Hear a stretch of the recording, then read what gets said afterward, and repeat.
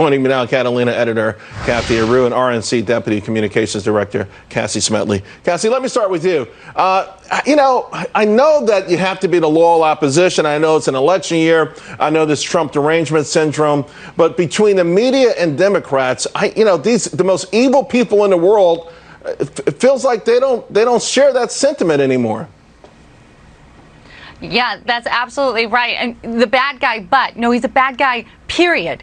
And where are we in our country and in our world that we can't recognize when the world's a better place because a really terrible person is off the face of the map? And I would say this is a new name for most Americans that we're waking up to today, but this is a man who has haunted and terrorized an untold number of people for years, and that we had a president who was willing to do what it takes to get him off the map. That's a safer America. That's a safer world. Kathy, the world, everyone in America applauded when Osama bin Laden was killed. I mean, right. We all universally rejoice in that. Right. But, whether it's Baghdadi, this austere scholar, or, no matter who it is these days, it's sort of like, yeah, but, Trump did it the wrong way. But the world was with us at that time. After 9/11, the whole world united. Everyone was with us. I'm talking about the United States. All people in America rejoiced. Everybody that I knew on both sides of the political aisle were really happy when Osama bin Laden died, and there was no quibbling over how it was done. Well, because we had two parties that tried to get rid of him. We had the Bush administration going after him, and then we had Obama that finished the job. So both parties were with it. On this one, both parties were not wanting to go against Soleimani. So we had the Bush administration. Democrats didn't want him to be killed. Well, it's not that they didn't want him to be killed. They were afraid of the consequences. There are consequences. This is like a mobster who has a network in 5 different countries in the Middle East. It's not just so you let the mobster run amok because he was in Baghdad. He wasn't in Baghdad on holiday. We've got a lot of different mobsters now that are going to get revenge in the Middle East. And otherwise, but if we did nothing, they just would have been fly fishing for the rest of their lives. They wouldn't have killed any more Americans. They wouldn't have spread any more terror if we hadn't touched the hair on this guy's head.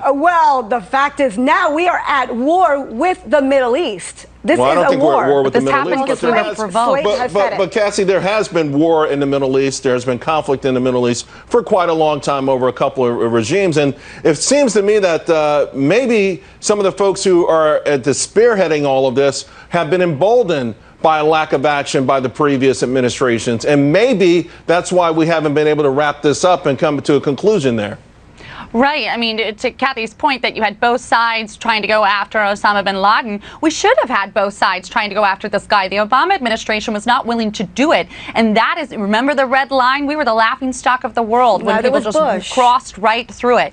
But what we saw over the holidays when our embassy was attacked, we were provoked. He was behind that. He was meeting with the very men who did that at the moment that he was struck.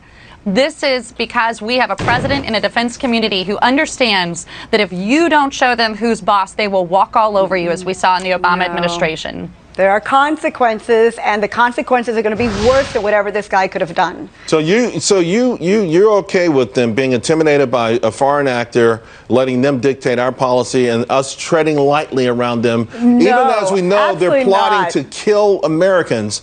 I mean, they were in Baghdad for a reason. It was not vacation. You understand the background, the resume of this guy, and by the way, the other person who was killed with him, introducing armor-piercing IEDs, smuggling him into Iraq to kill American servicemen. These are not nice people. Their plans were to hurt us, weren't they? But this is not our grandfather's wars here. This is going to be a cyber war. This is going to be a war fought by terrorists in ways that I don't think the country is prepared. We don't think the country is prepared for, and that's why Bush didn't act on it, Obama didn't act on it, and Trump did not go to Congress. This was not a bipartisan decision because Trump didn't allow it. All right, ladies, I got to let you go, but I will remind you, the State Department calling it diplomacy backed with hard power.